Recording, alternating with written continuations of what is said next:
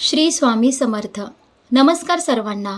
तुम्हा सर्वांचं आपल्या योगेश्वर कृपा या यूट्यूब चॅनेलवर सहर्ष स्वागत आहे. 20 मार्च, एक वेळ आणि एकच मंत्र. स्वामींच्या प्रकट दिनापर्यंत व्हाल त्यांच्या कृपेच पात्र. चला तर मग या व्हिडिओमध्ये आपण पाहणार आहोत 20 मार्च आणि एक वेळ आणि एकच मंत्र ही संपूर्ण माहिती आपण या व्हिडिओमध्ये पाहणार आहोत. तुम्हाला जर ही व्हिडिओ शेवटपर्यंत पाहिली तर तुम्हाला नक्कीच चांगली माहिती मिळेल, म्हणून हा व्हिडिओ शेवटपर्यंत नक्की पहा. 20 मार्च, एकच वेळ आणि एकच मंत्र. स्वामी समर्थ प्रकट दिन विशेष 11 दिवसाचे नामस्मरण व्रत, जे तुमच्या इच्छापूर्तीस बळ देईल आणि स्वामी कृपेस पात्र करेल. भिवू नकोस, मी तुझ्या पाठीशी आहे, असे अभय देणाऱ्या साक्षात परब्रह्मा श्री स्वामी समर्थ महाराजांचा प्रकट दिन यावर्षी 20 मार्च 2026 रोजी साजरा होणार आहे. हा दिवस प्रत्येक स्वामी भक्तांसाठी आनंदाचा आणि आशीर्वादाचा असतो. प्रकट दिनाच्या निमित्ताने स्वामींच्या चरणी आपली सेवा रुजू करण्यासाठी आणि मनोकामना पूर्तीसाठी 11 मार्च ते 20 मार्च या काळात एक दुर्मिळ सुवर्ण संधी उपलब्ध झाली आहे. दिवसाची विशेष नामजप साधना.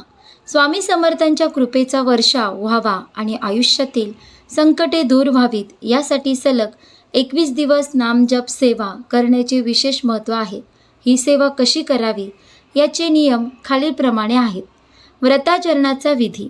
एक निश्चित वेळ 11 मार्च पासून 20 मार्चपर्यंत दररोज एक वेळ ठरवून घ्या. त्याच वेळी रोज ही साधना करणे अधिक फळदायी मानली जाते. 2. साधना विधी.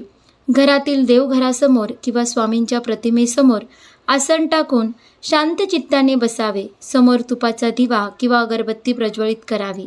3. नामजप मंत्र.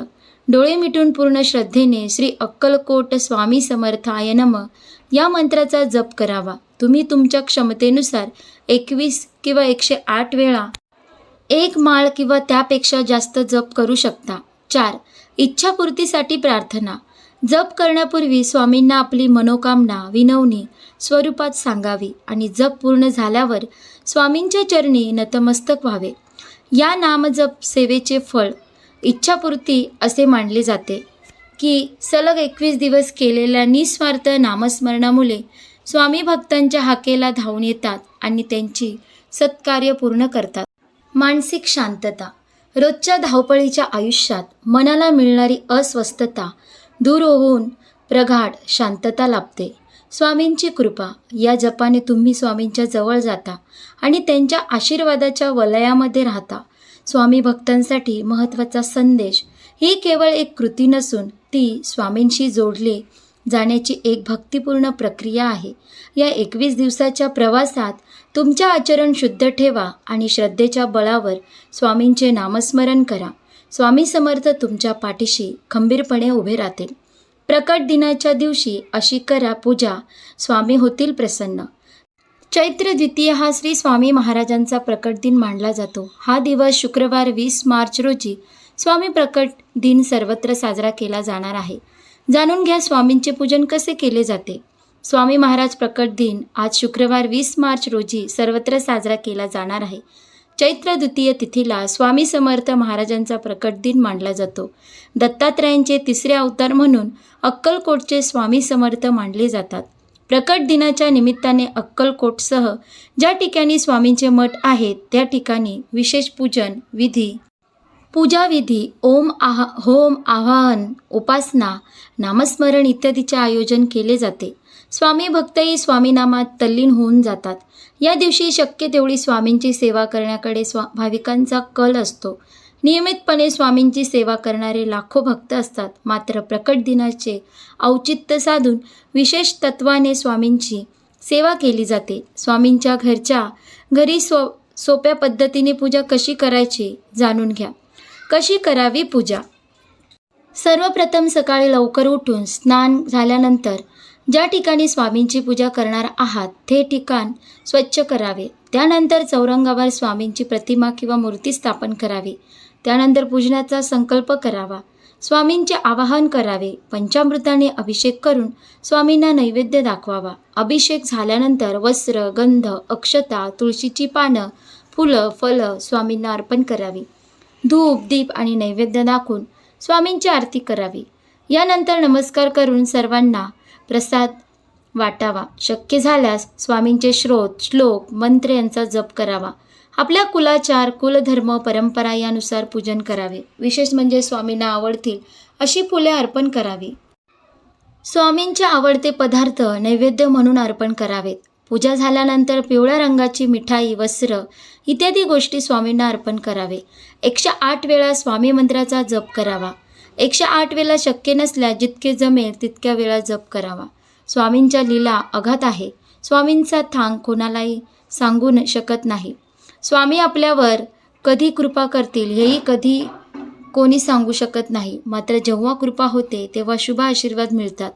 जेव्हा स्वामींचे अनुभव येतात तेव्हा धन्य झाल्यासारखे वाटते. म्हणूनच स्वामीवर अपार श्रद्धा आणि दृढ विश्वास ठेवा. स्वामी तुमचे नक्कीच शुभ करतील अशी अढळ श्रद्धा कायम मनात ठेवा.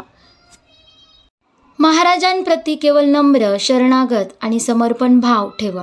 स्वामींवरील श्रद्धा आणि निष्ठा कधीही कमी होऊ देऊ नका. स्वामींवर विश्वास ठेवून सतत नामस्मरण आणि स्वामींची सेवा करत राहा. काय आहे स्वामी समर्थ महाराजांची कथा आता आपण पाहूया. दत्तात्रयांचा तिसरा अवतार कथेनुसार असे मानले जाते की पंजाब प्रांतातील हस्तिनापूरपासून 24 किलोमीटर अंतरावर असलेल्या छेळीखेडा नावाच्या गावात एका वटवृक्षाजवळ श्री स्वामी समर्थ महाराज प्रकट झाले होते. अक्कलकोटच्या खंडोबा मंदिरात 1856 मध्ये त्यांचे दर्शन झाले. तो दिवस होता चैत्र शुद्ध द्वितीया तिथीचा. त्यानुसार यावर्षी 20 मार्चला शुक्रवारी स्वामी समर्थ महाराजांचा प्रकट दिन साजरा केला जाणार आहे. श्रीपाद वल्लभाने नृसिंह सरस्वती यांच्यानंतर स्वामी समर्थ महाराज हे भगवान श्री दत्तात्रयांचा तिसरा अवतार मानले जातात. अशी मान्यता आहे की अक्कलकोटमध्ये प्रकट होण्यापूर्वी श्री स्वामी समर्थ हे इकडे तिकडे फिरत राहिले आणि मंगळवेढा येथे आले होते. या ठिकाणी ते चांगलेच लोकप्रिय झाले. येथून ते सोलापूर मार्गे अक्कलकोटला आले. खंडोबा मंदिरात घेतला होता आश्रय. श्री स्वामी समर्थ महाराज पहिल्यांदा अक्कलकोटला आले तेव्हा ते खंडोबा मंदिरात स्थानपन्न झाले. या ठिकाणच्या मुक्कामात त्यांनी अनेक चमत्कार केले. विशेष म्हणजे त्यांनी कोणातही कधीच फरक केला नाही. आपल्या मुक्कामात त्यांनी सर्वांना सांगितले की ते यजुर्वेदी ब्राह्मण आहे. त्यांचे गोत्र कश्यप आहे आणि राशीचिन्ह मीन आहे. त्यांनी आपले शिष्य श्री बालप्पा आणि श्री चोलप्पा यांना आशीर्वाद दिला. त्यानंतर तेथून स्वामी समर्थांनी संपूर्ण देशाचा दौरा केला. या दौऱ्यात ते सर्वत्र वेगवेगळ्या नावाने ओळखले गेले.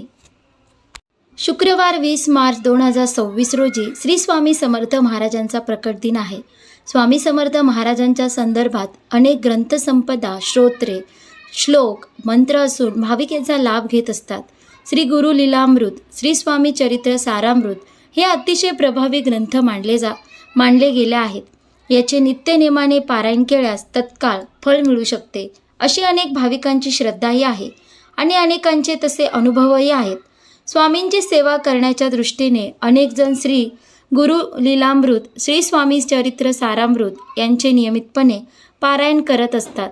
पारायण करायची इच्छा असेल तर सर्वप्रथम याचे नियम, पारायणाची योग्य पद्धत, पारायण कसे करावे, कधी सुरू करावे, पारायण झाल्यानंतर काय करावे अशा काही गोष्टी जाणून घेणे आवश्यक आहे. त्यानुसार संकल्पबद्ध होऊन स्वामी सेवा सुरू करावी. स्वामी चरित्र सारामृत किंवा गुरु लीलामृत यांचे सप्ताह पद्धतीने पारायण करायचे असेल तर शनिवार 14 मार्च 2026 रोजी सुरू करावे लागेल.